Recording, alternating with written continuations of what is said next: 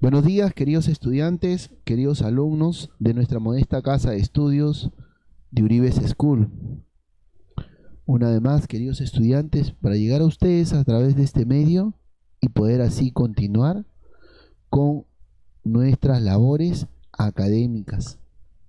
Labores importantes, ya que estamos pasando por una situación en la cual estamos involucrados todos. Nos cuesta todavía entender, pero el tiempo pasa y nuevas disposiciones han ido surgiendo durante este tiempo. Hoy ya tenemos mucha más accesibilidad a poder salir, pero siempre con las medidas necesarias, los cuidados respectivos, ya que todavía no tenemos una solución, un punto final a toda esta pandemia de la cual estamos involucrados cada uno de ustedes y quien les habla. Pero desde ya felicitarlos, queridos estudiantes, queridos alumnos, a cada uno de ustedes, a sus padres, a los padres de familia, porque sabemos el compromiso que tienen con su país, con sumarse a cada una de esas acciones. Queridos estudiantes, queridos alumnos, llegamos a ustedes a través de este medio por el cual nos sentimos beneficiados, deseosos de poder continuar con nuestras labores académicas, y ustedes también. Desde ya un caluroso saludo a cada uno de ustedes, queridos estudiantes de tercer año de secundaria de nuestra modesta casa de estudios. Hoy hemos preparado una clase continuando con nuestro temario de actividades académicas.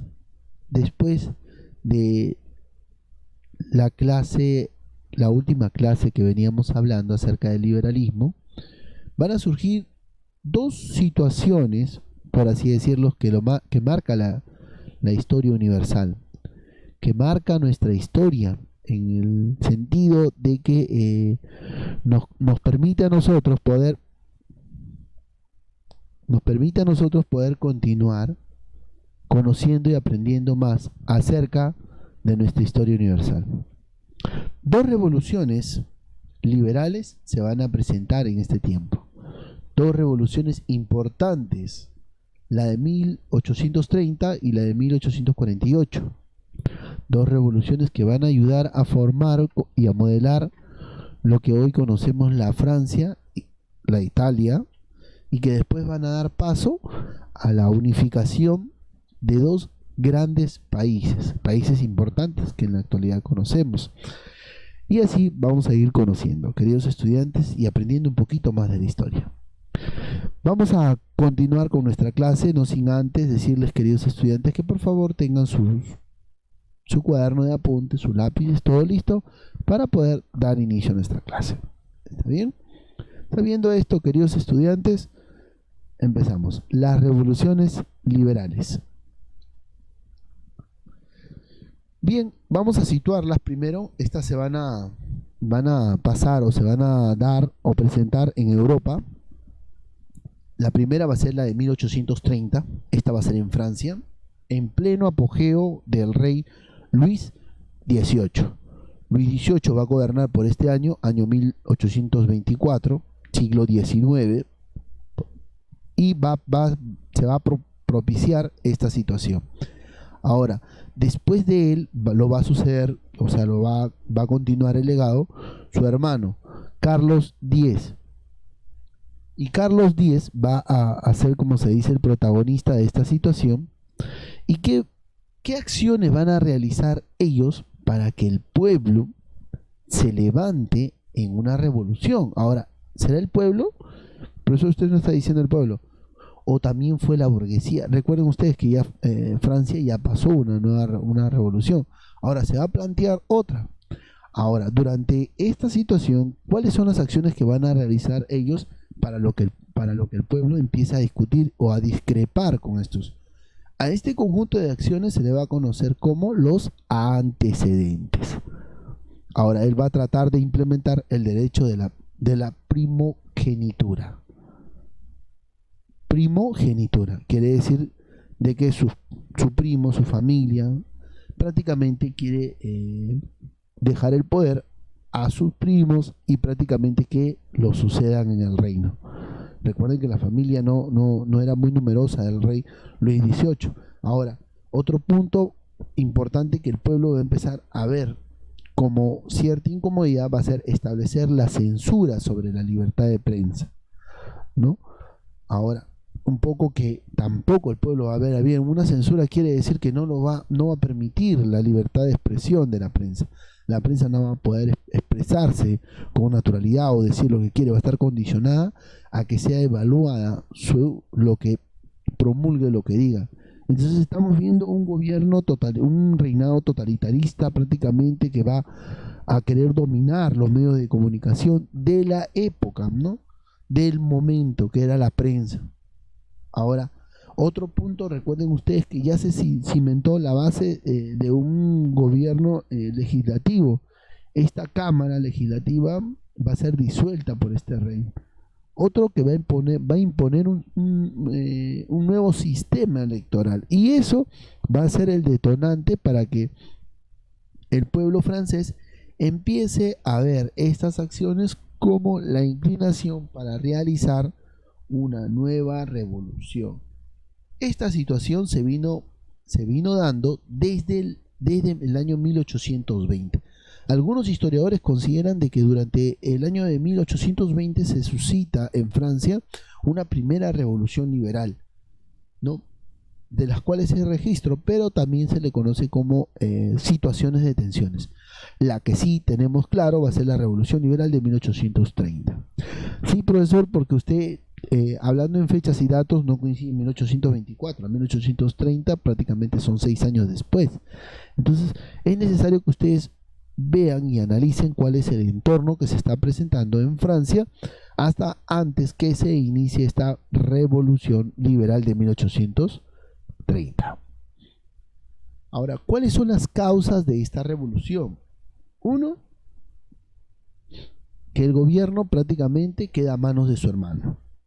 Y su hermano también empieza a plantear y a decidir las acciones que anteriormente hemos mencionado. Otro punto importante va a ser la poca preocupación a una restauración, que todavía se siga impartiendo, se siga presentando un soberano absolutista, una monarquía absolutista. Otro va a ser que restaure algunas leyes, algunas disposiciones que prácticamente condicionaban a la población, como va a restaurar la pena de muerte, ¿no? Prácticamente le va a dar de nuevo a la Iglesia Católica, a los jesuitas, la monopolización de la enseñanza, y a eso se va a sumar una nueva conquista del territorio de Argelia, que va a desarrollar una guerra, para muchos historiadores también injusta la guerra, ¿no? Con la conquista de Argelia y anexándola al territorio francés como tal.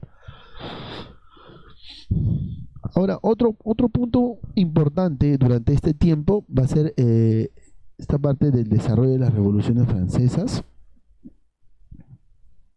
Vamos a ver cómo se va a desarrollar esta revolución de 1830. Se inicia en julio, como tal, ante las acciones de Carlos X o Carlos X, que es el que va a ser el protagonista o impulsador de que se presente esta revolución liberal, ¿no? Ante lo decretado y mencionado anteriormente, como el cambio de la forma de las elecciones, modifica el sistema electoral, activa la pena de muerte, los jesuitas prácticamente tienen el control de la enseñanza, ¿no? Y a eso se va a sumar que va a dar una ley muy estricta para la libertad de prensa. El pueblo se va a sublevar, los periodistas, los liberales van a estar en una situación de incomodidad, ¿no? Eso prácticamente va a permitir que entre los días de 26, 27 de junio, 28, prácticamente antes que se desate, el pueblo va a empezar a enfrentarse contra, ¿no?, las fuerzas del rey. Así el duque Luis Felipe de Orleans como va a ser prácticamente proclamado rey francés ante esta revolución que va a estar en disputa. Lo otro va a ser que el rey Carlos X huye de Inglaterra, un punto importante, que él huye de Inglaterra y prácticamente no va a ser condicionado o sentenciado, ¿no? Y el rey Luis Felipe va a adoptar el nombre de Luis Felipe I y va a ser un duro golpe para la monarquía que se venía presentando en Francia. Entonces estamos viendo nuevos aires, nuevas situaciones en las cuales los monarcas, los reyes y la misma Francia está pasando, ¿no? Y prácticamente está tomando de una manera eficaz, como se dice, el dominio como tal, para poder conquistar así y tener un mejor manejo de su territorio, ¿no? Y así también está, el pueblo tiene el control por más que pueda haber una monarquía, por más que pueda haber un rey, el pueblo tiene el apoyo y el control de poder designar y como se dice, organizar su estructura política si algo no le parece. Ahora la monarquía burguesa va a ser prácticamente, como se dice, el gobierno controlado, los banqueros, los industriales que gobernaban van a tener cierto punto agregado de valor para poder expresar sus disposiciones y condiciones. Ahora, prácticamente esta situación va a generar en 1948 otra revolución liberal. Los burgueses se están posicionando como tal. Ahora, como consecuencia de esta revolución, se va a desarrollar en Inglaterra un sistema político, ¿no? que va a definir lo acordado en la Santa Alianza y la consolidación de los gobiernos monárquicos constitucionales en este caso.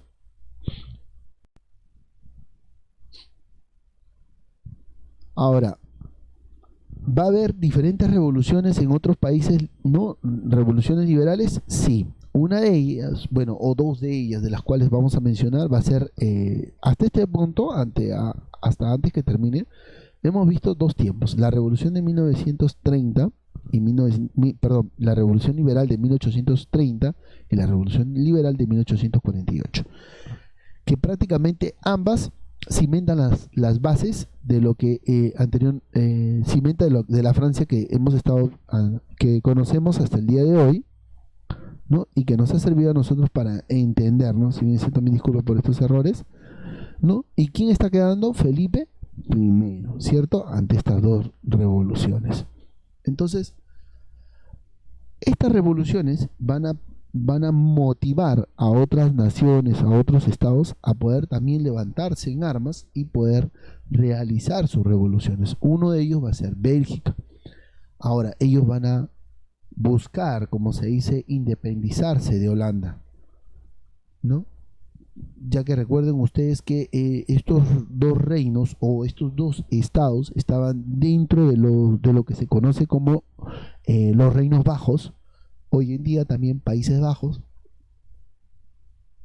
¿Qué cosa desean los belgas?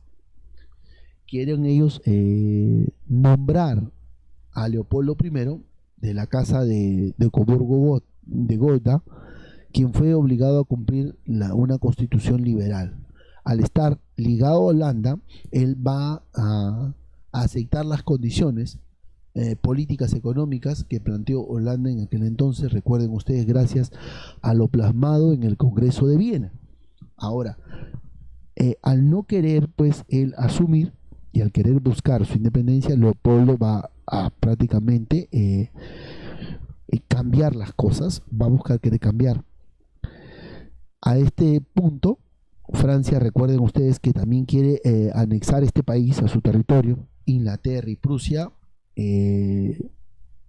van a propiciar y avalar esta independencia de Holanda a Bélgica. Y eso va a ser un punto importante, ya que tiene el apoyo de dos potencias Bélgica, ¿no? Del momento, tanto de Inglaterra como de Prusia. Así van a terminar, como se dice, con el surgimiento de Bélgica como tal, ¿no? Tras el Tratado de Neutralidad de Belga de 1830. Ante esta situación, todavía no se desata una revolución, sino prácticamente termina en un acuerdo político, un acuerdo en un diálogo diplomático para el surgimiento de esta nueva nación belga.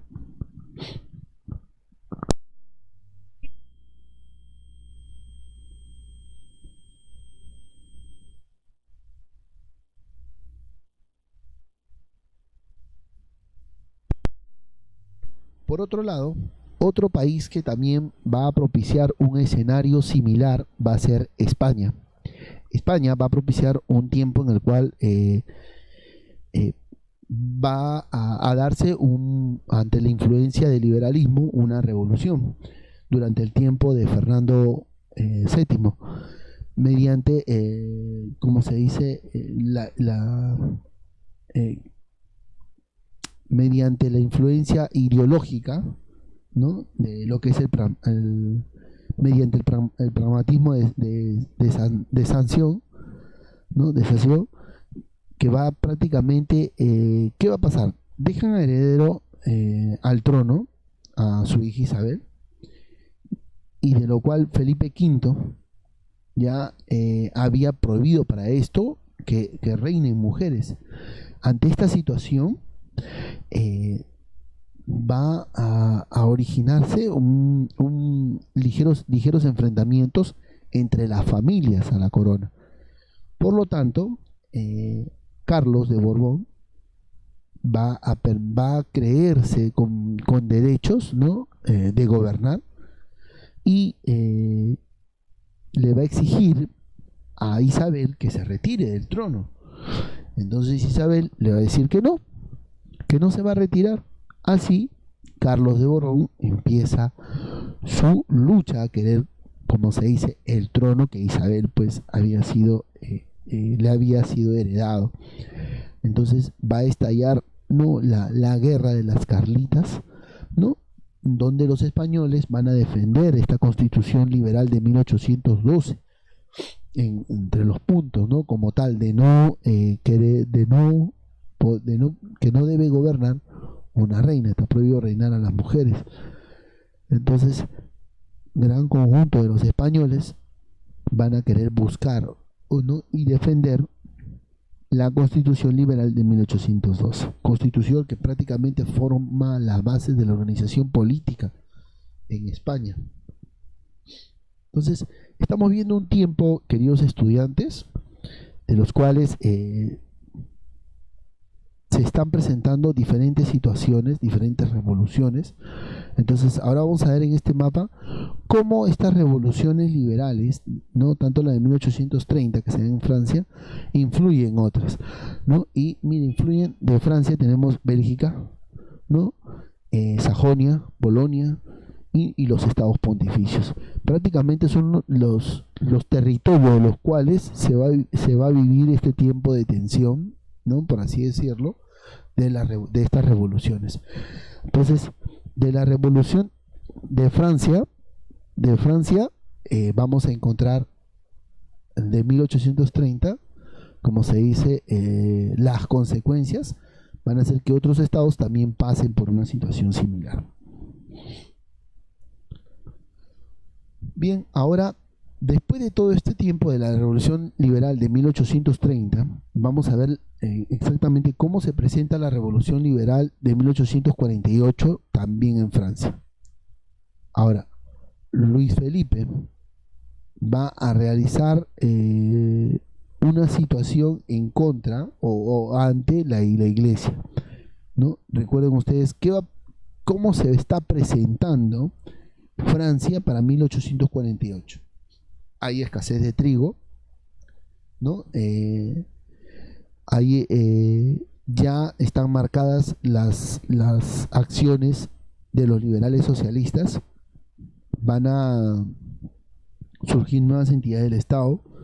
A eso se va a sumar que están pasando por una serie de crisis, ¿no? Una crisis económica, en la cual están envueltos todos los países capitalistas que prácticamente tienen este sistema económico. Entonces, todos estos antecedentes van a desatar una nueva revolución en Francia, que es la revolución de 1830. Esta revolución va a agitar el corazón de París, ¿no? Donde Luis Felipe va a decretar, ¿no?, la suspensión de la libre reunión. A esto se va a sumar que los revolucionarios, los burgueses, van a levantarse en armas, ¿no? Levantarse en armas, uno para destituir a Luis Felipe, y otro porque van a querer cambiar prácticamente la situación que estaban pasando. Ahora ellos van a emplear una nueva táctica, ¿no? De los banquetes para preparar la revolución. Entonces ya estaba claro para este tiempo que se iba a desatar esta revolución liberal de 1848 en este territorio francés, ya que se está pasando por una situación en la cual se está viendo diferentes hechos dentro de lo que falta de economía, hambre, que van a motivar a esto. El rey, ante esta situación de que el pueblo se estaba reuniendo, va a decir, el rey va a ordenar la suspensión de los banquetes, ¿cierto? Porque esa fue una de las primeras tácticas de la revolución. Los banquetes van a servir para preparar y hablar, dialogar. El rey lo suspende y los días 23 y 24 de febrero de 1848 el pueblo va a realizar una de sus primeras acciones. Y esa acción que va a realizar va a traer como consecuencia la muerte de 50 personas, que es el asalto a la Bastilla. Así, el 25 de febrero de 1848 se va a proclamar en Francia la República única e indivisible, de los gritos de ¡Viva la República! Entonces, ¿qué exigían estos pueblos, estos señores, estos burgueses a Francia? Que se restaure una república. Y recuerden ustedes que la república trae consigo la democracia, que es lo que a ellos más les van a interesar. Entonces, el rey va a someterse y va a dar paso a su nieto, ¿no? Prácticamente, y este último huye prácticamente a Inglaterra. Entonces, los revolucionarios van a desconocer, punto número uno, al heredero, lo van a desconocer, y así van a formar un gabinete. Este gabinete o esta junta de gobierno, presidida por Alfonso de Lamartine, va a decidir prácticamente el futuro del liderazgo de Francia. Durante ese tiempo también se van a instalar talleres nacionales para dar ocupación a los obreros. Se empezó a preparar el proceso electoral para designar al presidente de la República Francesa. Y vamos escuchando el nuevo término de este país: la monarquía francesa, no, la República Francesa. Ahora, durante este tiempo prácticamente de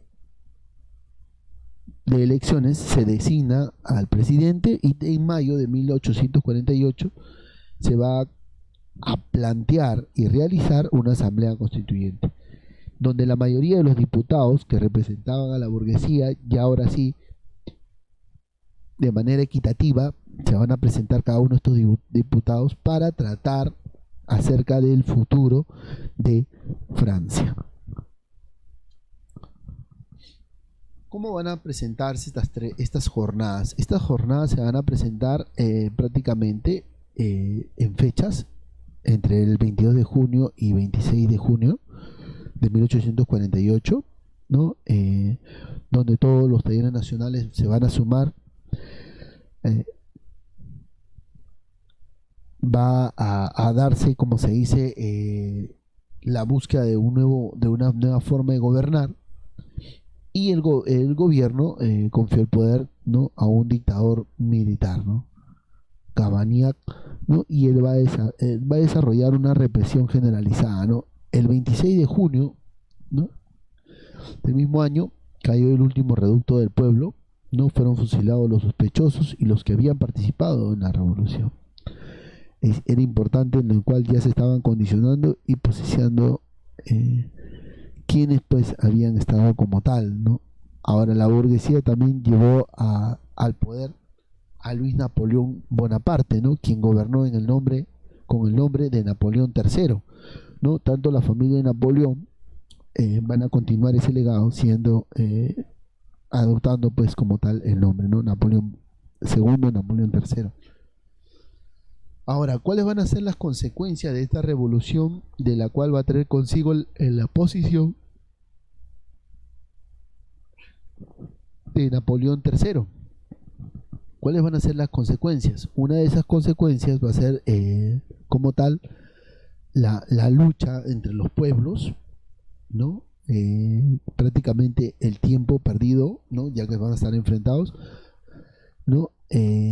La preocupación admirable por los obreros, que va a prácticamente a motivar a continuar haciendo, como se dice,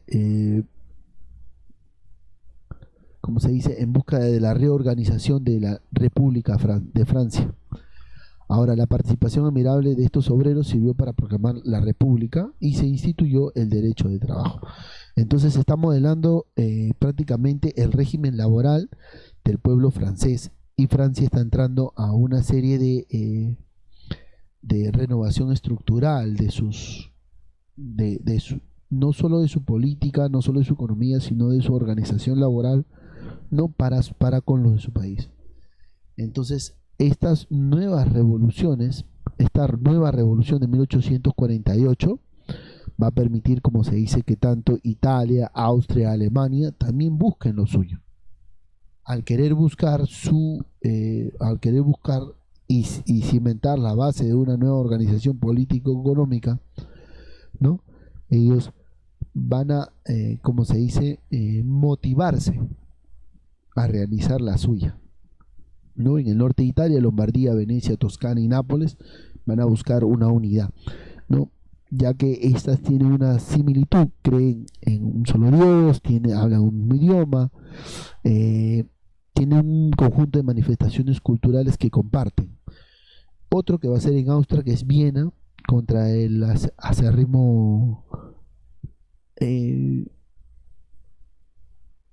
partidario que les permita, como se dice, mantener, ¿no? En unos casos no querían mantener el absolutismo, y en algunos casos todavía se va a presentar y no van a evitar, sino lo contrario, van a extraer lo bueno del absolutismo. Y otro punto importante es que en Alemania van a buscar la unidad de los pueblos germanos, ¿no? Cuando Federico IV trató de efectuar la llamada, ¿no? Unidad restringida prácticamente. En este caso, estos países van a recibir esa influencia de Francia y van a buscar lo suyo, como se dice, que más adelante van a dar el resultado como la formación de las unificaciones. Tenemos los movimientos revolucionarios de 1848 marcado como tal, y vemos la flecha, ¿no? Cómo se van a desarrollar estas revoluciones. Tenemos la línea ahí, los territorios donde se va a influenciar, ¿no? Tanto de los estados pontificios, en los cuales van a ser testigos de esta revolución, y de la cual va a partir y se va a marcar cómo se fue expandiendo y que se contrarrestó. Y así. Ahora, ¿cómo va a ser la recuperación después de las revoluciones? La recuperación no va a ser de la noche a la mañana, se va a plantear aspectos políticos, económicos como sociales, como tenemos en el esquemita acá, ¿no? Lo primordial va a ser el respeto a la libertad como tal. Se va a rescatar la esencia nacionalista y constitucional, la carta política, la democracia, las mejores condiciones de trabajo, ¿no? ¿no? Y así va a dar paso al surgimiento de la clase proletariada. Y de la proletariada va a ser el surgimiento de la clase social, los socialistas, ¿no? Otro punto importante es que en el aspecto social van a tener la facultad de poder elegir. Un sufragio universal va a ser la medida más beneficiosa para poder elegir a sus líderes, ¿no? La eliminación de las barreras sociales, la unidad popular y exigir prácticamente sus derechos. Queridos estudiantes, hasta aquí hemos llegado. Espero que les haya sido de su agrado. Cuídense mucho. Bendiciones.